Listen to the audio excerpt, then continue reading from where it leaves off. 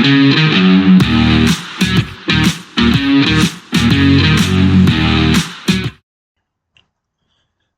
welcome back to the SuperCoach Nuff channel. In this video we're going to run through our tops, chops, traps and slaps for NRL SuperCoach in round 6 of the 2024 season. So for those that are new to this concept, how it works is if we have a trading option that we think is quite good, well, we give it the tops, the thumbs up there. If it's a good idea that we trade out a player, well, we're more than happy to give them the chop. If we're looking at a trading option that might not be the best, it could end up being a bit of a trap. And if we're looking at trading someone out that we probably shouldn't, well, we need to give ourselves a good slap. So, as always, we'll go through each position and identify one for each of these categories, starting with the hooker position. So, the tops pick this week, I've got Wade Egan. So the last couple of weeks he's played 80 minutes. And so if you're looking for an 80-minute hooker to bring in, perhaps you're looking to upgrade a Lussick, for example, or you're looking for an alternative to our chop option, I think Wade Egan is the pick just because he's a little bit cheaper, given that he didn't play 80 minutes at the start of the year. But yeah, the Warriors are doing fairly well, so he'd be my pick. On the chopping block this week, we've gone with Damien Cook, so he's been relegated to 18th man. They're giving Mamazoulis a go in the 9 jumper this week, and they've got Havili as cover on the bench. Whether this is just a 1 week thing to give him a little rev up or what remains to be seen. But I think, just given South's form at the moment, the bit of uncertainty about the coach, it might be in our interest to get off Cook if we were trying to, hope he'd resurrect his form of a couple of years ago. On the trap this week, I've gone with Reece Robson. So, and this is, I guess, looking a bit deeper into the numbers, which is something I rarely do. But I think out of the 4 weeks so far that the Gold Coast Titans have played, the hooker that they've come up against has scored their best score for the season. So, obviously, last week it was Reece Robson. Round 3, Reed Marnie. And the other one, I believe, was Jacob Little in round 1, perhaps. I think the only one who didn't score the highest was Marshall King for the Dolphins in their round 3-4 game. Something like that. That's all by memory. So hopefully I got close to nailing that. Definitely Robson, definitely Reed Marnie, I remember. Had a massive game against the Titans. So if you're bringing him in, it's probably not expecting that, massive 100-plus score every week. And I guess as well, the other thing is we do want to start keeping one eye on Origin. And based on form, it looks like Robson and Coruscant are going to be the sort of hooking combination for New South Wales. So even though the Cowboys do have that good run, you're still going to have to trade him out in round 13 because he's probably going to be playing for New South Wales. And so the slap this week, I guess, is in line with that stat that I just reeled off. But Danny Levi playing against the Titans this week, he's already shown that he can sneak over the line and find a bit of meat. And, I guess Ricky Stewart has been giving him good minutes. So, he's still got a bit of money to make. So I don't think you have to sort of, do that luxury upgrade to get your second keeper hooker in this week. There's definitely other opportunities that you could explore and let Levi do his thing. Onto the front row forwards, and I guess the top trade in this week is Xavier Wilson from the Broncos. So I missed out last week with, I think it might have been HIA or some sort of illness. It was a 1 week thing. He's back this week, and the Broncos have named Tyson Smoothie as well as Tristan Saylor on their bench. So they've only got 2 middle forwards on their bench. Obviously, Pat Carrigan can cover and play big minutes, but you'd imagine that the other sort of 2 front rowers will rotate. So Wilson will probably get close to that 40-minute sort of mark. So if you are looking to trade in a front rower, get out of a Fafita, who we've got as the chop this week. I think Wilson could be that pick. As I just said, on the chopping block, we've got Viliami Fafita. So he's dropped out of the 21. So he's obviously slid down the pecking order a little bit. And generally, as a rule, you're not really wanting to trade out those bottom dollar dual position guys because they can provide coverage. However, if you're still looking to generate cash, which is probably the main goal at the start of the season, um, this is the time to do it because there's so many cheap options. First of all, and not just in the front row. So now we've got those dual position guys that have come in. So your Josh Currans, your Samuel Afinus have now been given front row status. You could potentially flip one of them for Fafita, and then he's in your second row. And then if you've still got a Ben Travojevic, Jamin Salmon in your centre wing, can flip again. And all of a sudden, you've got access to all of these cheap centre wing options that have popped up in this last week and in the coming weeks. So if you did want to sort of start making some money out of that 25th spot, this is the week to trade out of Fafita and obviously get to one of those money making options. The trap this week, I've gone with Jaden Hunt. So similar profile to Wilson, on the bubble. Plays for the Broncos. A little bit cheaper than Wilson. And also, I'm pretty sure he has the dual position with front row, second row. If not, he probably should have got it, given that he's been named in the second row continuously. But Brandon Piacora is only a couple of weeks back, and then Jaden Hunt will just drop out of the team. Whereas Willison will probably get a bit more time through Origin with Haas and Carrigan going into camp, that sort of thing, which is why I'd advocate for him over Hunt, even though Hunt's probably going to play bigger minutes and, has probably got that job for another couple of weeks. I just think that long term, Wilson is the play.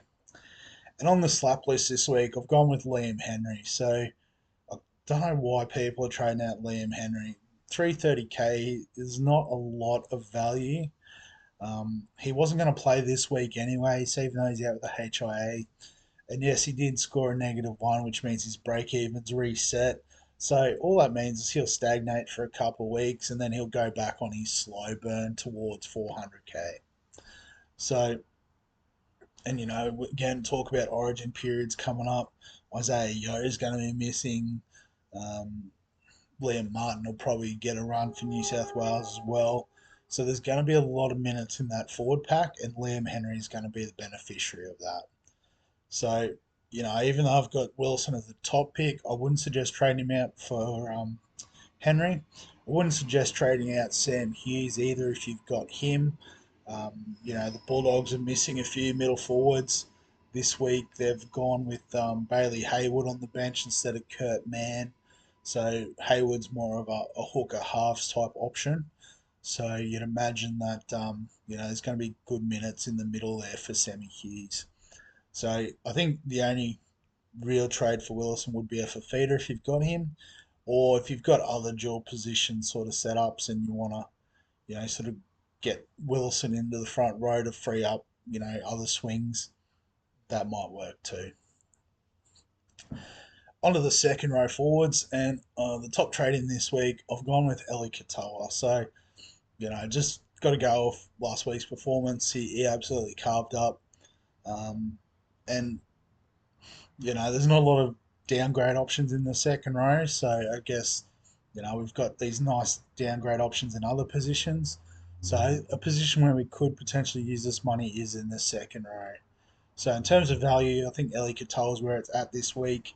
I guess interestingly, we've now got both Dave Fafita and Britton Nikora on the bubble, but they're probably both traps, more so just because they probably lose a little bit of value. But full disclosure, I am seriously considering bringing Fafita into my SuperCoach team this week as a massive point of difference. But come back tomorrow and have a look at the round preview where all will be revealed in that sense. Little plug there for myself. On the chopping block, I've gone with Sean Lane. So, probably was one stage the most popular player in pre-season. Um, and just I guess Parramatta haven't been playing fantastic, which obviously affects Sean Lane's scoring. So he's had the minutes, he just hasn't had the attacking stats. Um, so I can see a few people losing patience and getting off the pick. I can't blame you. Um, yeah, I guess until Moses gets back, I don't think any of the Eels are really um, too um, important for the team. Maybe Jermaine Hopgood would be the exception. He just pumps out points regardless of who's around him. But other than that, it's definitely a bit of a roller coaster, and yeah, I'd get out of Lane if I had him. The trap this week, as I said, I mentioned Nikora for feeder on the bubble, but I've gone with Angus Crichton. Um, people thought, oh, he's played 80 minutes last week, oh, he's back in the team full time, but last week's game was an anomaly in the sense of you're not going to lose your fullback and halfback to HIA every week, plus a winger getting sent off. Um, so Satili Tupanua played pretty much most of the game out in the centres. Um, I'd imagine with him on the bench this week, Nat Butcher's named back in the team. So if either of the edges are going to play 80 minutes, it's going to be Nat Butcher, which means that Crichton's probably going to come off at some point for Tupanua to come on. So, I think 1 week isn't big enough sample size, and as I said, that game was quite exceptional in terms of what happened throughout. So yeah, I don't think Crichton is the way to go this week. And the slap pick this week, even though I traded him out last week, is Jamin Salmon. And this just comes down to the Bulldogs losing Kurt Mann. So he was the one that was sort of coming on and playing that 13 role, and Salmon then obviously having to you know cover out the edges and that sort of thing as well hasn't helped. But I guess with the way they've named the team this week, um, I'd imagine if there's any issues in the outside backs, they might use Hayward in the halves and Matt Burton will slide out into the centres. As it seemed to work quite well last week when they sort of had to make that move. They've also got Kaltoga that can cover the edge position, so I think they're going to need Salmon to play more in the middle, which is obviously going to lead to more tackles and hopefully a few more runs and that sort of deal. So yeah, Jamin Salmon, if you've got him, I think you can probably use him a little bit longer. Um, but I've already traded him out, so I don't need to worry. Onto the halfbacks, and so I guess the best option again this week, Sean Johnson. So didn't let down those who traded him in last week. And again, I guess if you're looking to bring in a halfback for whatever reason, he's probably the pick of the bunch. I guess with halfbacks, we always say we want two things from them. We want a running game and we want, the goal kicking. And SJ is one of the sort of three at the moment with Moses out that ticks those boxes. So, he's the one to bring in this week if you want one. On the chopping block, I have sort of cheated here and got with Drew Hutchinson. I imagine most people that are trading him out this week are going to do so through the centre wing position to trade in, one of the cheapy options and cash out on Hutchinson. He's made a little bit of money, not as much as we'd like, but yeah, I think his time is just about up for our Supercoach teams. The Bulldogs do have their bye coming up, so thanks for your service, Hutcho. But yeah, we'll chop you this week. On the trap list, I've gone with Jerome Hughes. So as I just said, with halfbacks, we want the running game and the goal kicking. Jerome Hughes obviously has the running game down. He's probably one of the better running halfbacks in the game, but he doesn't have the goal kicking, so it does limit his upside a little bit.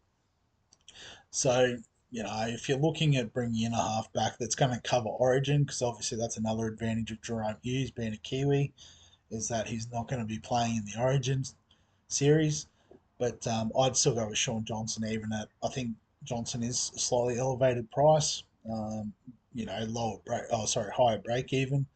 But yeah, in the halfbacks, you don't really need to worry about making money. You're just looking at total points, and I think Sean Johnson has the upside there. And on the slap list this week, and I think this is the third week in a row, and this will be the last week that it's going to happen. But Nathan Cleary. So people trading him out this week does not make sense. You've held him for 2 weeks while he's injured. He was going to be on the bye this week anyway, so you should have already planned to hold him through the bye. I, I don't know why people are trading him out. Maybe getting excited about Hughes' score, or thinking, oh, we should bring in SJ. He went well, and everyone's going to be on him for Origin. No, just wait a week, and Cleary will come back and score well and do his thing, and you'll be okay. It's not worth the trade to trade him out, another trade to trade him in for 1 week's worth of points. So, yeah, glad I won't have to say that next week. Or at least I hope I don't have to, if he's named to play. So in the 5/8 slot, the top trade in this week, and this is just based on the number of people bringing him in, is Ethan Strange. I'm pretty sure he is the most popular owned player in the game. But it's still a popular trade in, and based off his score last week, based on matchup against the Titans this week, it's probably a no brainer. If you don't have him, I think there's 36% that don't have him. You know, wake up to yourself, bring him in. You can obviously bring him in the centre wing if you want. It's probably better options in the centre wing spot. So I think if you can slot him into your 5/8 position this week, it's probably the way to go. On the chopping block, I've gone with Dylan Brown.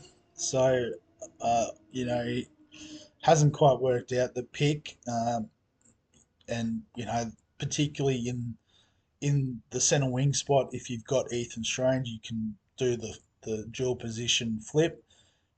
Get Dylan Brown out, and bring in a centre wing gun potentially, or even a second rower if you've got further flexibility in your team. Um, But yeah, I think just until Paris sort themselves out and he shows some signs of what he's capable of, he's just going to leak money. I know he's already leaked a lot, and you do lose if you trade out. But yeah, I think there's plenty of money making opportunities to sort of justify the two trades, to trade him out and then trade him back in once he hits his straps. On the trap list this week in the 5/8 position, I hate to say it, but my guy Matt Burton absolutely carved up on the weekend. I think he was a high scoring player for the round in Supercoach, um, but obviously that's not going to happen every week. He is also the highest averaging 5/8 in Supercoach this year, but that probably is more of a suggestion around the lack of quality in that position for scoring. Not in terms of playing, obviously, there's some great players, but it's just not the position that has lent itself to scoring a lot in the past couple of years, really, for being honest. That's why a lot of us got on Dylan Brown at the start of the year. It was like, well, we'll just take the best option, and we'll lock it, set and forget. Um, yeah, it's not to say I hope Burton does become the highest 5/8 scorer in the position for the season. Um, but that's maybe just wishful thinking as a Bulldogs fan. So yeah, I guess the other thing as well is they don't have the best run the next few weeks. They've got the Storm this week, obviously in Melbourne. Did a number on them last year, but I think the Storm will be wise to that this year. Newcastle in Newcastle, I think, or maybe it's at Accor Stadium. But then they have the bye, and then they do have a couple of tougher fixtures after the bye as well. So not the best run for Burton. Like I said, I hope he carves it up and proves me wrong. But yeah, I guess when you get those high scoring players, um, traditionally they don't back it up the next week. So just a public service announcement there around Matt Burton. And the slap this week is Tom Did. So a lot of people got on last week. I'm pretty sure he was my top pick for last week, given the fixture against the Titans, and everyone's filling up on the Titans at the moment, and he did flop and scored a 20 something. But everyone's quick to chop him after one poor performance. You need to give yourself a good hard slap. He's one of the better players in the position in terms of averages as well as just general NRL ability.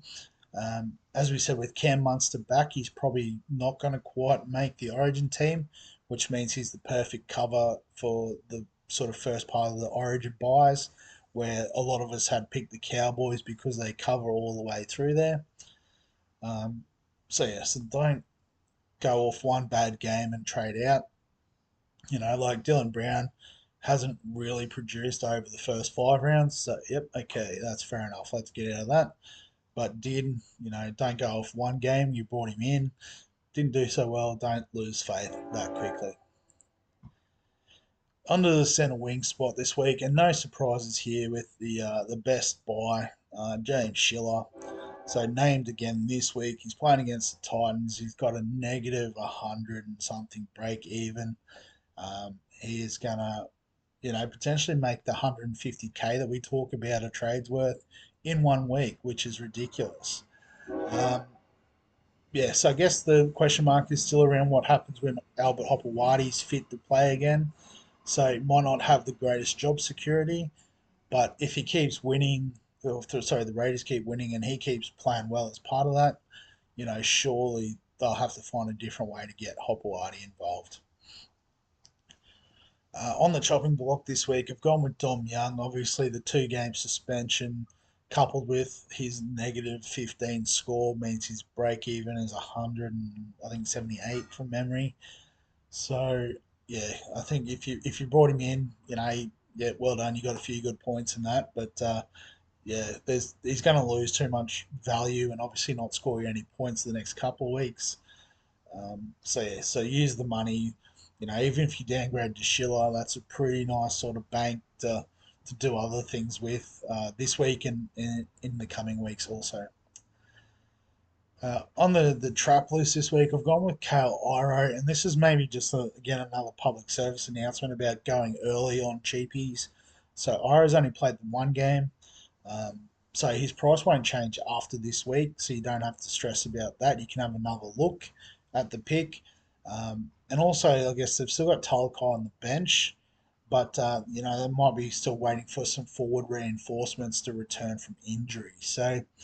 Um, I guess until we can get a better idea of what his long term job prospects are, um, I think you can wait a week at least.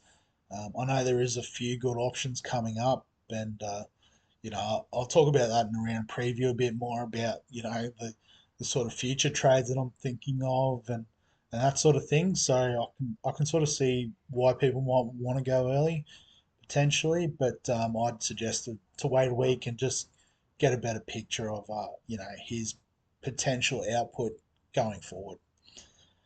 And the slap list again this week um, in the centre wing. I feel like he's been in here a couple of times now, but Taylor May. I can't believe people are still trading him out. We know what he's capable of, and you can see there's glimpses of it. He just hasn't been lucky enough to get over the line, but that will end at some point. I'm already super stoked about the prospect of bringing him in next week for Jack Bostock and banking about 100k in cash, which will be pretty sweet. Um, and I know Kale Iro might be coming in next week too. Again, we'll talk about all that in the round preview. But yeah, as a super coach, manager, coach, whatever you want to call it, I'm happy for everyone to jump off Taylor May because I'm going to get on and hopefully get all of his points. But I guess for those looking for advice, don't trade out Taylor May. He's got the capability. He just needs a bit of luck to go his way. And in the fullback spot, so the tops pick this week, and this is probably the toughest pick, definitely of the week, if not the season. I went with Scott Drinkwater, so I was tossing up Ponga, I was tossing up Turbo, tossing up Drinkwater, and they're all great options. If you want to go with Ponga, you want to go with Turbo, that's fine. I looked at the draws; it's all sort of similar. No one's got a softish run. It all seems like they've got a couple of tougher games, a couple of easier games. But what it ultimately just came down to was the fact that Drinkwater's probably not going to play Origin. You'd imagine Tommy Turbo's a lock for New South Wales. I think if he makes himself eligible, Ponga will get in the Queensland team, even with Reece Walsh kicking about doing his thing. I think Ponga would have the upper hand there. Um, but yeah, so I think Drinkwater's probably a little way down the pecking order for New South Wales in their fullback position. I don't think they'd play Drinkwater in the sort of utility role. As I said, I think they only had two hookers.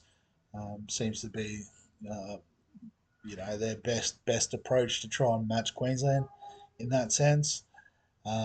So I think Drinkwater is a great pick, and if you are going to trade out a Latrell or a Teddy at this point, I think you've got to start to look ahead to that Origin period, and so Drinkwater will, particularly for the first Origin game, will be your best option there. So on the chopping block, I have gone with Latrell, and this just comes down to the fact he's not playing for 3 weeks. That's a long time to hold a player on with that much money on the bench. Um, so like I said, I'd go with Drinkwater. Obviously, if you've got the budget to go up to a Ponga or Turbo, great. Um, but yeah, I think 3 games is too long to hold, particularly in a spot where it does generate a lot of points for our team. The trap this week, and I have cheated and gone with a more centre wing option, but Xavier Savage. So, again, we've talked about the Raiders are playing the Titans, could be a massive fill up. Xavier Savage, negative break even, very exciting. But he's already made close to 150k. So, if you're bringing him in, you're hoping he'll make another 150k. So, you want him to push up towards 600k in price. And I don't know if that's quite there. Like I think he might get to 500, 550. Obviously 500 quite easily, given he's got that negative break even. But I don't know if he'll quite get past that 600k mark, which would sort of justify the two trades because he's definitely not a season long keeper. So if you're looking to target the Raiders as the train goes past, obviously Schiller, top pick. Ethan Strange, I think, because the 5'8" option that he possesses. I think, Xavier Savage is probably third on the list after those two. And James Tedesco, I've got as the slap of the week. Um, Even though I have sort of toyed with the idea of Teddy out for Drinkwater, like we said, fullback is a position where there's lots of points to be had. We don't really want to have a dead fullback spot. But the difference between Latrell and Teddy is Teddy should only be out for the 1 week with the HIA, whereas Latrell's definitely out for 3 weeks. I know Teddy has had his issues with concussion in the past, and they may sort of take the cautious approach. But I guess just given how inconsistent the start of their season's been, they may sort of want Teddy back sooner rather than later. So I mean, I can definitely understand people trading out. As I said, I've definitely thought about it, but I guess if you can hold for a week and have that bit of patience, it may pay off in the long run, keeping that extra trade for other uses. But I guess that wraps up the tops, chops, traps, and slaps for this week. Obviously, if you've got any comments or thoughts, or I guess want to ask about other players, feel free to get that below this video. If you enjoy the SuperCoach content or you enjoy this sort of style of analysis, remember to give the video a like. Subscribe to all of the content on this channel. It's all sports fantasy related, not just NRL. We do a bit of AFL, EPL, in the summertime, Big Bash, and NFL. But yeah, other than that, we'll catch you in the next one.